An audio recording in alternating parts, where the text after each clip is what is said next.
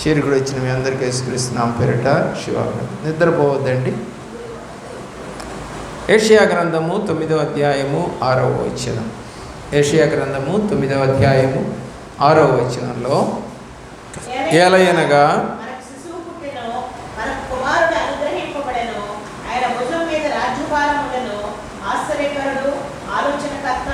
బలవంతుడైన దేవుడు, నిత్యుడగు తండ్రి, సమాధానకర్తయగు అధిపతి అని అతనికి పేరు పెట్టబడును. ప్రియులారా, ఒక దేవుడు పుడతాడని అతన్ని శిశువు అని, అయితే ఆ శిశువు ఎవరు అనేది 7వ అధ్యాయం 14వ వచనంలో రాశారు. 7వ అధ్యాయము 14వ వచనంలో రాశారు. కన్యక గర్భవతి అయి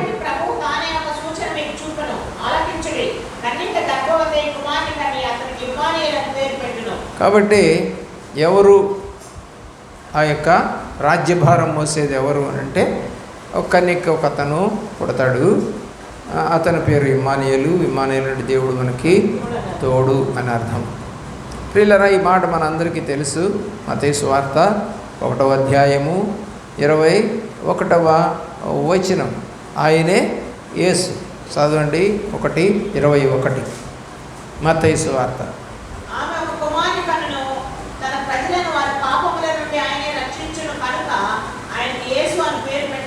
22 కూడా చదవండి.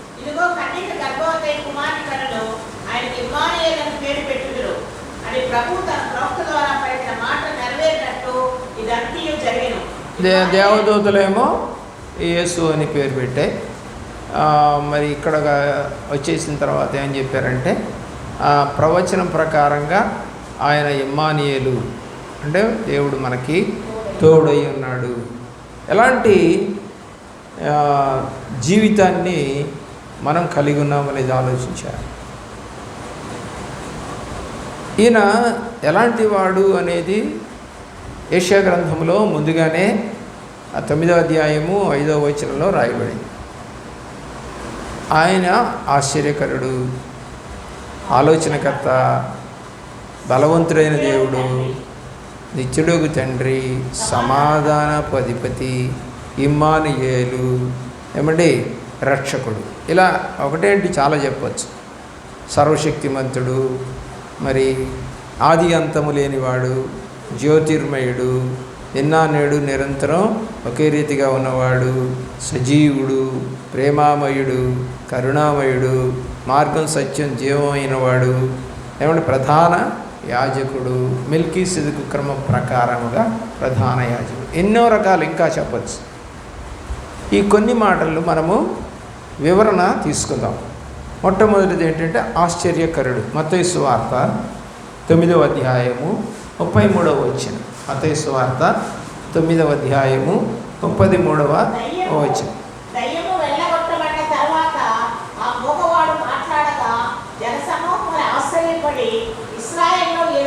ఎక్కడో అయితే యెషయా గ్రంథంలో ఆశ్చర్యకరుడు అని రాశారో ఆ ఆశ్చర్యాన్ని ఇక్కడ మనం చూస్తూ ఉన్నాం. ఆ ప్రజలు చూసి అంటున్నారు. చదవండి. ఇశ్రాయేలులో ఎన్నడూ కరగలేదు ఇలాంటిది అని ఆశ్చర్యపోయారు. ఆయన పేరు ఏంటంటే ఆశ్చర్యకరుడు. రెండవది మనం కనుక చూసినట్లయితే ఆలోచనకర్త. నిర్గమాకాండము 18వ అధ్యాయము 19వ వచనం. నిర్గమాకాండం చూద్దాం. 18వ అధ్యాయము 19వ వచనం. ఎవరు చెప్తారంట ఈ ఆలోచన? దేవుడు. ఆయన అందుకని ఆయన ఏమన్నారు? ఆలోచనకర్త. నేను చెప్తా ఆలోచన. చదవండి.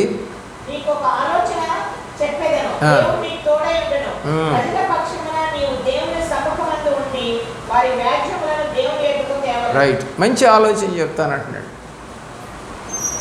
మామగారు అయినటువంటి ఇత్రో ద్వారా ఒక మంచి ఆలోచన మరి మోషేకి చెప్పడం జరుగుతుంది. న్యాయం తీర్చే విషయంలో ఎలాగా ఉంటే మంచిది అని. మార్క్స్ వార్తలో 1వ అధ్యాయము లేకపోతే దేవుని యొక్క ప్రేమలో కీర్తన గ్రంథము 92వ కీర్తన 5వ చరణం 92వ యెహోవా, నీ కీర్తన. కార్యములు ఎంత దొడ్డవి, ఆ. నీ ఆలోచనలు అతి గంభీరమైనవి. అది దేవుని యొక్క ఆలోచనలు అతి గంభీరం. ఎందుకంటే ఆయన తలంపులు మన తలంపుల వంటివి కావు. కాబట్టి ఆయన ఆలోచనల ప్రకారం మనం ఆలోచన చేయం. మన ఆలోచనలు వేరుగా ఉంటాయి. అంటే చెడ్డ ఆలోచనలు, తప్పుడు మార్గంలో ఆలోచనలు, ధిక్కరించేటువంటి ఆలోచనలు, కొట్టుదామని, తిడదామని, దొంగతనం చేద్దామని, మోసం చేద్దామని, వ్యభిచారం చేద్దామని, తాగుదామని, ఏమండి ఇతరుల ఆస్తి కాజేద్దామని, ఇలాంటి ఆలోచనలు ఇవన్నీ తప్పుడు. అందుకని అన్నాడు, మీ ఆలోచనలు నా ఆలోచనలు వంటివి కాదు. కాబట్టి మన ఆలోచనలు అన్నీ మంచిగా ఉన్నాయని చెప్పగలిగిన వారు ఈ భూమి మీద ఎవడూనూ లేడు. పెద్ద పెద్ద పాస్టర్లు అయినా సరే మా ఆలోచనలు అన్నీ మంచివేను. ఎంతోమందిని నేను చూస్తాను, ఎంతో గంభీరంగా వాక్యం చెప్తారు, కానీ కులాలు పోవు, దేవుడిని ఎరిగిన పిల్లల్ని చేయరు.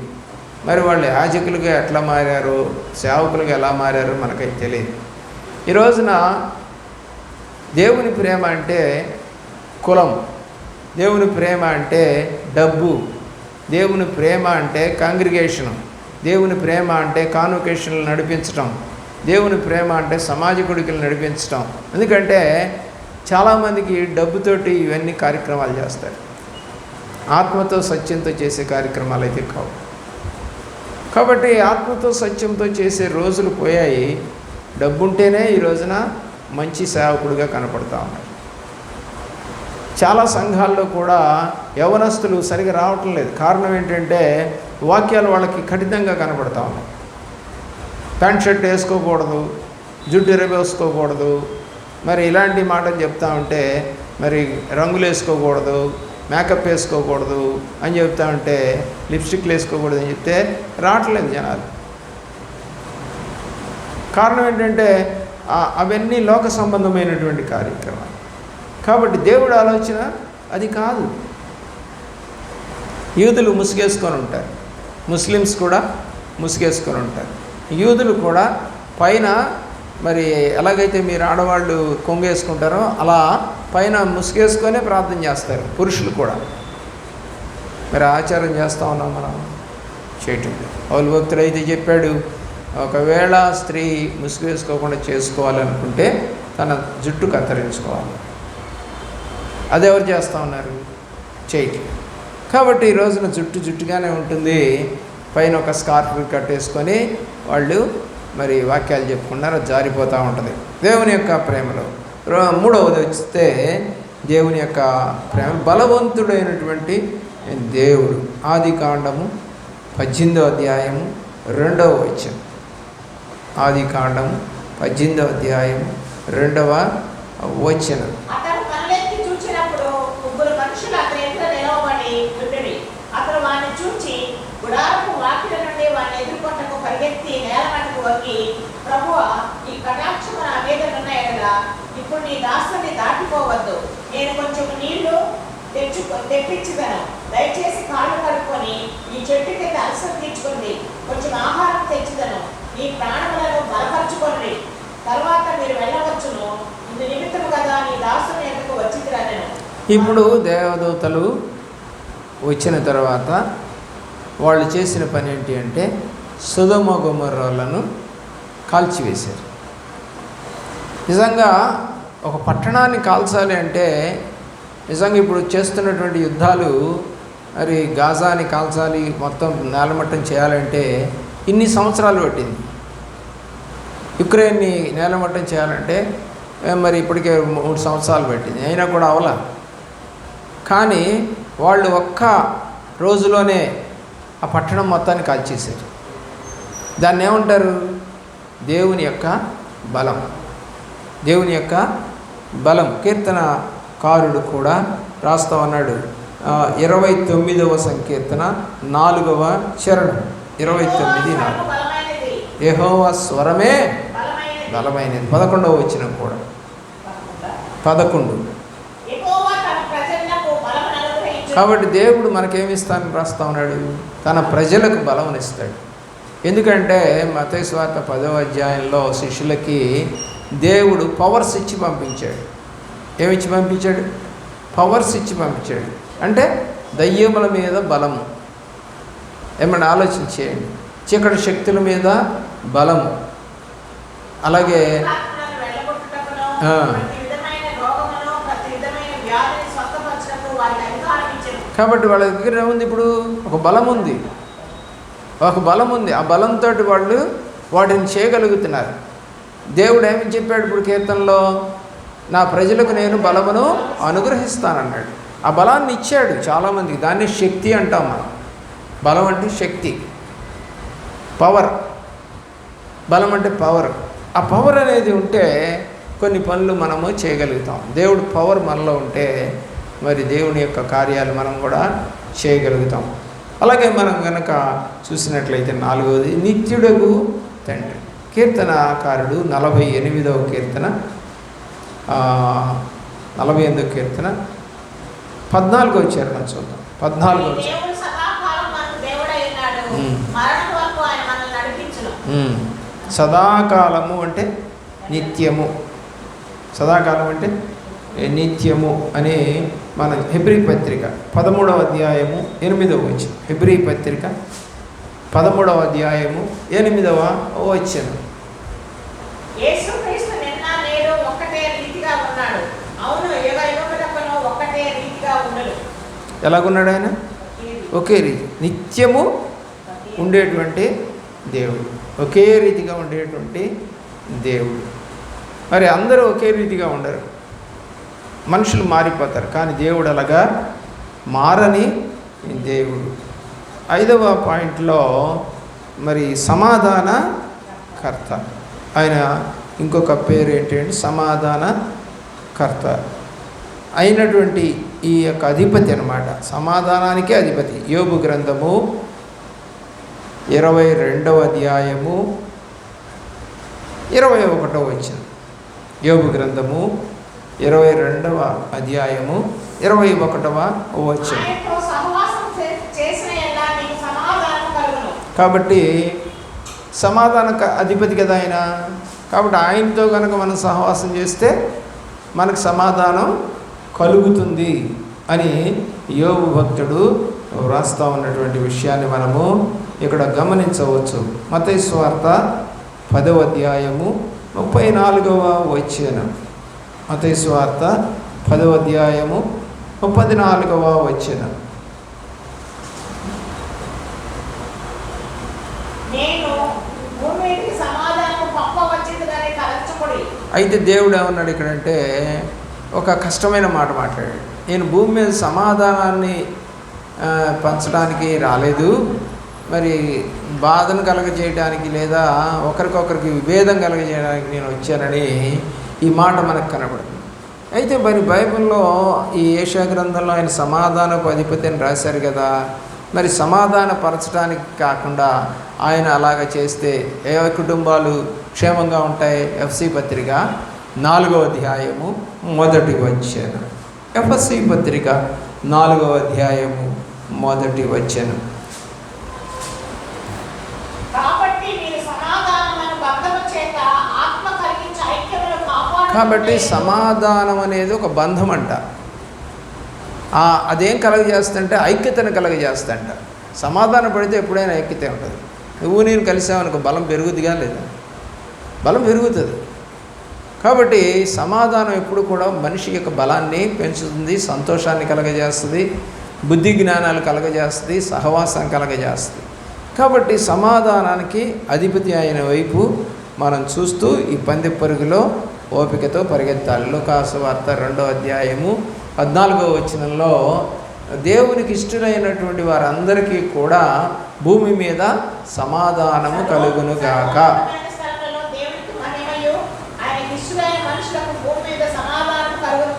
కాబట్టి ఎవరికి సమాధానం వస్తుంది అంటే ఆయనకి ఇష్టమైనటువంటి వారు.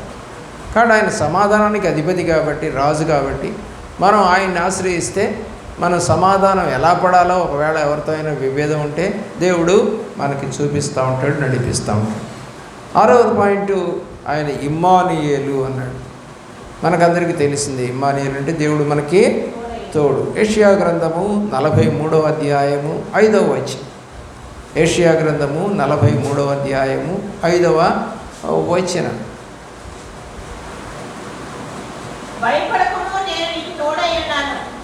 ఇక్కడ నేను నీకు తోడై ఉన్నాను అన్నటువంటి మాట ఇమ్మానుయేలు అనే దానికి సరిపోతుందా? సరిపోతుంది.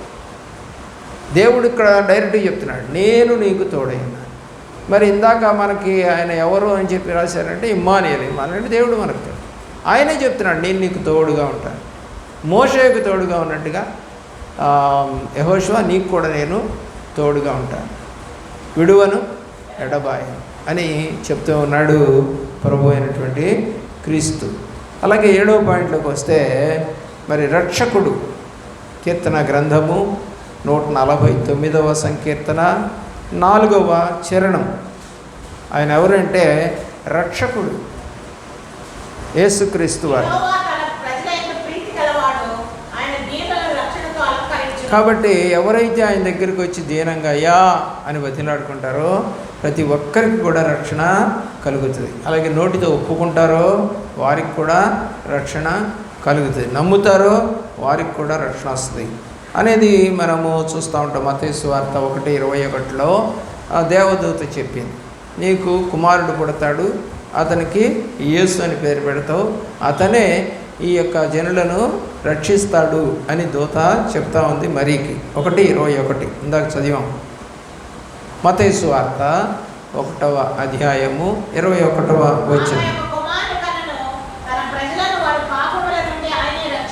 కాబట్టి తన ప్రజలను వారి పాపముల నుండి ఆయనే రక్షించడు కనుక యేసు అని పేరు. కాబట్టి ఎవరు ఈయన?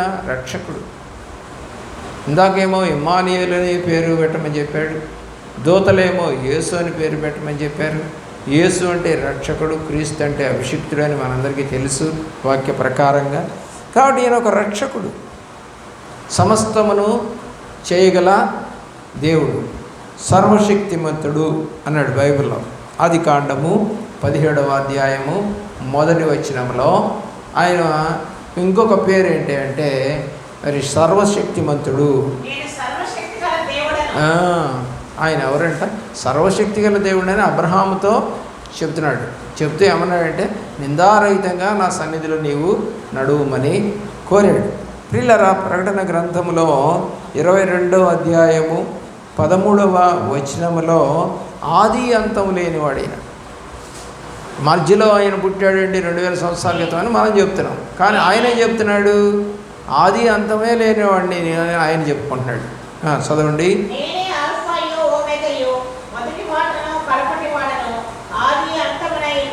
కాబట్టి మనమేం చెప్తున్నాము? భూమి మీద మొదటివాడు ఆదామని చెప్తున్నాం కదా. కానీ ఆయన ఏం చెప్పుకుంటున్నాడు? నేనే మొదటివాడను, నేనే చివరి వాడను కూడా. ఆది అంతము రెండు కూడా నేనే. ఆల్ఫా ఒమేగా అనేది వాళ్ళ భాష, గ్రీకు భాషలో రాసుకునేటువంటి పదాలే.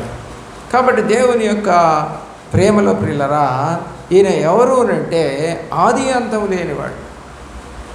మధ్యలో పుట్టాడు కాబట్టి మధ్యలోనే మనం ప్రేమించడం మొదలుపెట్టాం. కానీ బైబిల్ అయితే అలా చెప్పట్లేదు. దేవుడు నేను ఉన్నవాడను అనువాడను, ఆది అంతము లేనివాడను కూడా.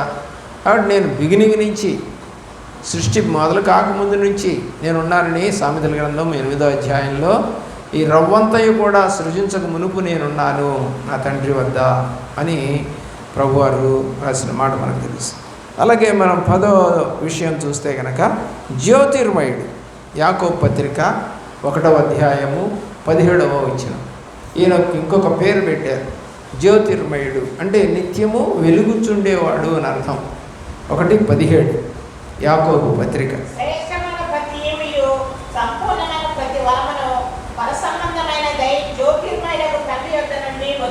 జ్యోతిర్మయుడు అంటే జ్యోతి అంటే వెలుగు.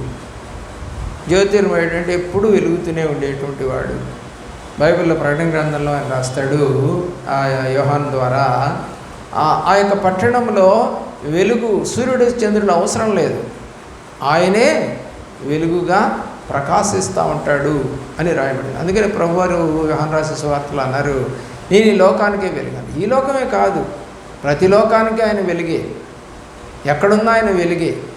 కాబట్టి వెలుగు మరి 1వ అధ్యాయం యోహాను రాసిన సువార్త 1వ అధ్యాయం 11వ వచనం చూడండి. 11వ వచనం యోహాను రాసిన సువార్త 1:11. వెలుగు చీకటిలోనికి వచ్చింది. ఎవరు అంగీకరించలేదు? స్వకీయులు. ఎందుకు? వారు చీకట్లో ఉన్నారు.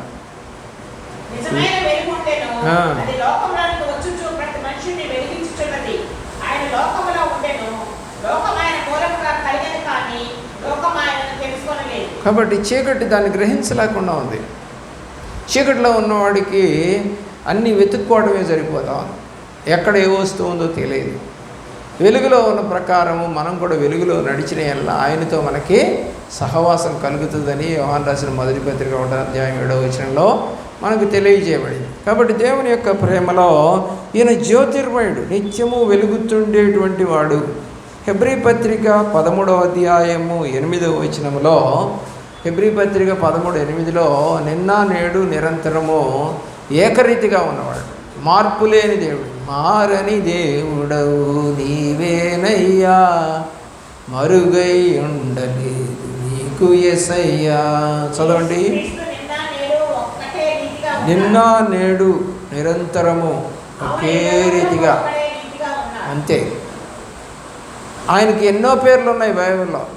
ఏదో 3, 4 పేర్లు పెట్టుకొని సంతోషించడం కాదు, కానీ దేవుడు నిన్న నేడు నిరంతరము ఏకరీతిగా ఉన్నటువంటి దేవుడు. అంతేకాదు మత్తయి సువార్త 16వ అధ్యాయము 16వ వచనములో, మత్తయి సువార్త 16వ అధ్యాయము 16వ వచనములో ఆయన సజీవుడు.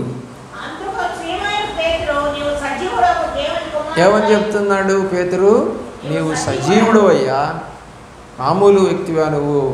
అపోస్తల కార్యగ్రంథము 1వ అధ్యాయము 3వ వచనములో, అపోస్తల కార్యగ్రంథము 1వ అధ్యాయము 3వ వచనములో దేవుడు చెప్తా ఉన్నాడు. ఒకటి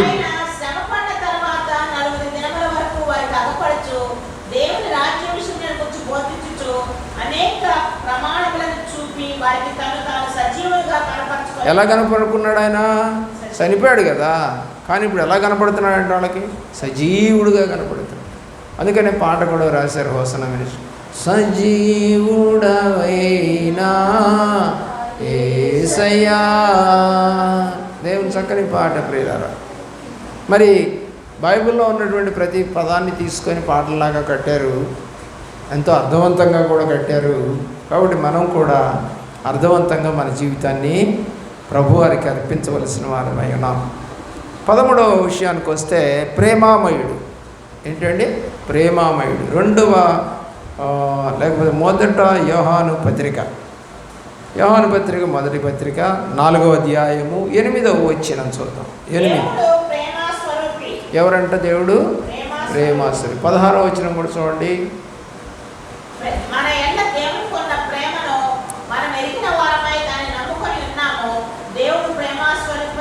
కాబట్టి దేవుడు ప్రేమాస్వరూపి. ప్రేమాస్వరూపి మినిస్ట్రీస్ అని ఒక ఆయన పెట్టుకున్నాడు. అందులో ప్రేమే ఉండదు, అంత డబ్బులు గొడవలే. మాకంత వచ్చింది, మాకింత వచ్చింది, ఇదే గొడవ. చాలా చోట్ల దేవుని ప్రేమ అనేది కనపడటం లేదు. అంత డబ్బులు గొడవ, హోదా గొడవ, నాకు పాట ఇవ్వలేదు, నాకు వాక్యం ఇవ్వలేదు, నాకు ప్రథమ స్థానం ఇవ్వలేదు, నన్ను స్టేజ్ మీదకి పిలవలేదు, నన్ను పొగడలేదు, నేను స్టేజీ మీద పాట పాడుతూ ఉంటే చప్పట్లు కొట్టడం లేదు. అంతా కూడా లోక సంబంధమైనటువంటి ఆ యొక్క డంబానికి ఇష్టపడుతున్నారు తప్ప దేవునికి ఇష్టపడటం లేదు అనేది బైబిల్ సత్యం. తర్వాత 14వది మనం చూస్తే కరుణామయుడు. ద్వితీయోపదేశకాండము 5వ అధ్యాయము 10వ వచనం. ద్వితీయోపదేశకాండము 5వ అధ్యాయము 10వ వచనం. కాబట్టి ఒక తరం కాదు, 2 తరాలు కాదు, 1000 తరాల వరకు కరుణించే దేవుడు, కరుణగల ప్రభు. కరుణ జాలి ఆయన సొంతం. మనకే అవి చాలా తక్కువ పాడల్లో ఉంటాం. కాబట్టి మరి బాడీలో వేడి 98 డిగ్రీల కన్నా తగ్గిందనుకోండి, చల్లగా అయిపోయామనుకోండి చనిపోయిన వారం అవుతాం. ఎక్కువైందనుకోండి జ్వరం వచ్చిందంటాం. సమపాళల్లో ఉండాలి ఎప్పుడు కూడా. కాబట్టి దేవుడు కరుణను చూపిస్తూ ఉంటాడు. ఎంతోమంది మీద ఆయన కరుణ ఇప్పటికీ కుమ్మరించబడతా ఉంది. నీవు కూడా దానిలో ఒక భాగస్థులుగా మారవలసిన వారే ఉన్నాం. 15వ విషయాన్ని చూస్తే మార్గము సత్యము జీవము కూడా నేనే అని యోహాను రాసిన సువార్త 14వ అధ్యాయము 6వ వచనంలో ప్రభువారు మనతో మాట్లాడుతూ ఉన్నారు. చూడండి, ఆ మాటను మనం జ్ఞాపకం చేసుకుందాం. కాబట్టి ఆయన ఎవరు అయి ఉన్నారు అంటే క్రీస్తునే కాదు, యేసనే కాదు, ఇమ్మానుయేలే కాదు, ఆశ్చర్యకరుడనే కాదు, ప్రియులరా మరి బలవంతుడనే కాదు, ఇచ్చుడుగు తండ్రినే కాదు, సమాధానకర్తనే కాదు, రక్షకుడనే కాదు, అనేక రకాలుగా ఆయన్ని పేరులతోటి పిలువబడటం అనేది మనం బైబిల్లో చూస్తాం. ఇవన్నీ కూడా ఆయనకు సంబంధించినవి.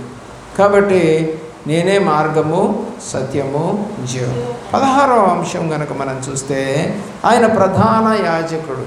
యాజకులందరికన్నా కూడా ప్రధానమైనటువంటి యాజకుడు యేసు ప్రభువారు. హెబ్రీ పత్రిక 4వ అధ్యాయము 14వ వచనం. హెబ్రీ పత్రిక 4వ అధ్యాయము. యేసు అను గొప్ప ప్రధాన యాజకుడు. కాబట్టి ఆయన ఒక గొప్ప యాజకుడు. అందరూ యాజకత్వం చేసి డబ్బులు సంపాదించుకొని మరి చక్కగా బతుకుతూ ఉండుండొచ్చు, కానీ ఈయన డబ్బులు సంపాదించుకునే యాజకుడు కాదు, ప్రధాన యాజకుడు. మనల్ని తన రాజ్యములకు తీసుకొని పోవటానికి వచ్చినటువంటి వాడు, సంపాదించుకోవడానికి కాదు వచ్చింది. తనకున్నటువంటి ఆ యొక్క ఐశ్వర్యమును వదిలి దీనుడుగా దరిద్రుడుగా మన కొరకు మరణము నొందినంతగా శ్రమ పడినటువంటి వాడు ఆయన. 7వ అధ్యాయం కూడా చూడండి, 26వ వచనం. 7వ అధ్యాయము 26వ వచనం.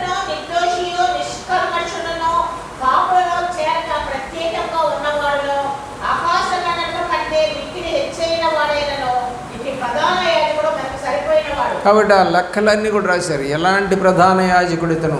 మరి మిగతా యాజకత్వం చేసే వాళ్ళకి ఆ లక్షణాలు ఉన్నాయా అంటే లేవు.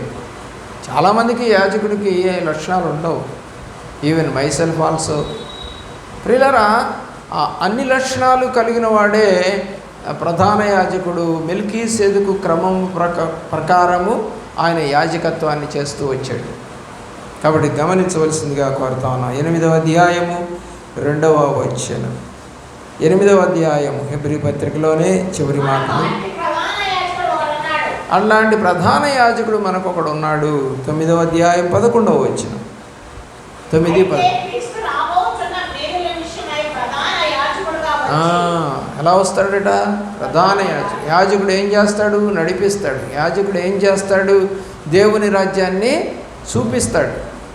యాజకుడు పని ఏంటంటే మనం ఎలా నడుచుకుంటే దేవుడి రాజ్యానికి వెళతామో మార్గాన్ని చెప్పి నడిపించేటువంటి వాడు ప్రధాన యాజకుడు. కాబట్టి మన జీవితంలో మరి అమ్మా నాన్న ఇద్దరు కూడా కలిస్తేనే పిల్లలు పుట్టినా కూడా మరి నాన్న వస్తున్నాడంటే పిల్లలు భయపడతారు. అమ్మ వస్తే ఎందుకు భయపడ్డు? అమ్మలో నుంచే వచ్చాం కదా పిల్లలంగా.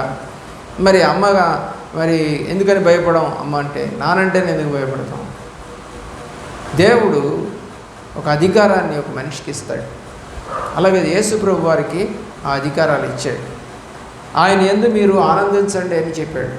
సర్వాధికారము కలిగినటువంటి వాడు. నా ప్రాణం పెట్టుటకును ప్రాణమును పొందుటకును కూడా సమర్థుడైనటువంటి దేవుడు ఆయన. ఆయన చిత్తం కాకుండా ప్రాణం అనేది పోదు.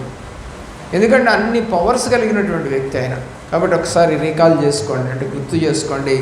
ఆశ్చర్యకరుడు, ఆలోచనకర్త, బలవంతుడైన దేవుడు, నిత్యుడుగు తండ్రి, సమాధానపధిపతి, ఇమ్మానుయేలు, రక్షకుడు, సర్వశక్తిమంతుడు, ఆది అంతము లేనివాడు, జ్యోతిర్మయుడు, నిన్న నేడు నిరంతరము ఉన్నవాడు, సజీవుడు, ప్రేమామయుడు, కరుణామయుడు, మార్గం సత్యం జీవమైనటువంటి వాడు ప్రధాన యాజకుడు. 16 అంశాలు చెప్పాను. ఇంకొక చెప్పుకోవచ్చు, ఇంకొక 16 లేదా ఇంకొక 20 చెప్పచ్చు. కానీ ఈ క్రిస్మస్ దినాల్లో ఈయన్ని ఈ రకంగా నువ్వు పొగుడుతావా? ఈయన్ని ఈ రకంగా నువ్వు నీ కుటుంబాల్లోనికి ఆహ్వానిస్తావా? ఆయన్ని ఆ రకంగా నువ్వు ప్రేమిస్తూ కొలుస్తూ ఇలాంటి దేవుడు మాకు ప్రధాన యాజకుడై ఉన్నాడని సంతోషపడతావా? లేక ఆ బాలయేసు అని బొమ్మను తీసుకొచ్చి లోపల పడేసి ఆ పెట్టిలో పెట్టి మరి దాంట్లో పోయి దండం పెడతావా? దానికి క్యాండిల్ వెలిగిస్తావా? దాని దగ్గర మోకరిస్తావా? లేదా బొమ్మని ముద్దు పెట్టుకుంటావా? ఇవన్నీ దేవునికి ఇష్టమైనవి కావు. ఆయన ఎలాంటి వాడో అలాంటి లక్షణాలన్నీ కూడా ఉన్నటువంటి మా దేవుడు గొప్ప దేవుడని స్తుతించాల్సిన వారమైన. అందుకనే పాటలో ఏమన్నాడు? కొనియాడతరమే నిన్ను కోమాల తనయా, కొనియాడతరమే. ఆయన ఒక లెక్కలు అప్పచెప్పారు అక్కడ ఆ పాటలో. ఆయన ఎలాంటి వాడో ఏంటో అన్నీ కూడా దాంట్లో రాసుకుంటూ వచ్చారు. అలాంటి వ్యక్తిని నేను కొనియాడుతున్నాను అని చెప్తున్నాడు. కొనియాడటం అంటే దేవుని స్తుతించడం, ఆరాధించడం, దేవునికి భయపడటం. దేవుడు ఎక్కడో గుడి గోడలలో ఉండడు. ఎక్కడైతే ఒకరిద్దరు కలిసి ప్రార్థన చేస్తారో వారి మంచి. మరి గుడికే పోవాలా అంటే గుడిలో దేవుడైతే ఉండడు. ఎందుకని? అది మీరు ప్రతిష్ఠించుకున్నారు. కానీ నిజంగా గుడిలో దేవుడు ఉండడు. గుడిలో దేవుని యొక్క వాక్యం ఉంటుంది. ఆ వాక్యమే దేవుడై ఉన్నాడని నువ్వు నమ్మి కనపడకుండా ఉన్నటువంటి దేవుని కనపడమని ప్రార్థన చేసే స్థలమే ఆయన యొక్క మందిరం. కాబట్టి మన హృదయం మనం దేవుడి మందిరంగా కనుక మనం చేసుకోగలిగితే ఆయన ఎప్పుడు మనలోనే ఉంటాడు. అలాంటి జీవితం నీకు, నీ కుటుంబానికి, మన చుట్టుపక్కల వారికి, ఈ శబ్దయంత్రం ద్వారా వింటున్నటువంటి వారికి దేవుడు ఇమ్మానుయేలుగా వారికి తోడై ఉండి నడిపించి ఒక మంచి క్రిస్మస్ దినాన్ని వారు జరుపుకొందురుగాక. మోకరించండి.